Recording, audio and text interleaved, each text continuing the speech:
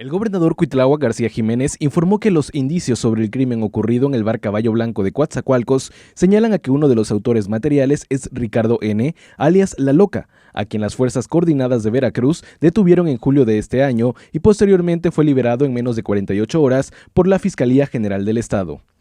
El mandatario participó durante la mañana de este miércoles en la Mesa de Seguridad Nacional que encabezó el secretario de Seguridad y Protección Ciudadana, Alfonso Durazo, donde además de analizar todos los elementos sobre el caso, se solicitó la atracción de la investigación por la Fiscalía General de la República. En el sur de la entidad se mantiene un operativo para dar con los agresores a cargo de la Guardia Nacional, Secretaría de la Defensa Nacional, Secretaría de Marina Armada de México, Policía Federal y Secretaría de Seguridad Pública del Estado. Asimismo, la Secretaría de Seguridad y Protección Ciudadana lamentó y condenó la agresión ocurrida en Coatzacoalcos e informó que desde que se conoció la noticia, se ha actuado en coordinación con las Fuerzas de Seguridad del Estado de Veracruz para ubicar y llevar a la justicia a los responsables. RTV, más noticias.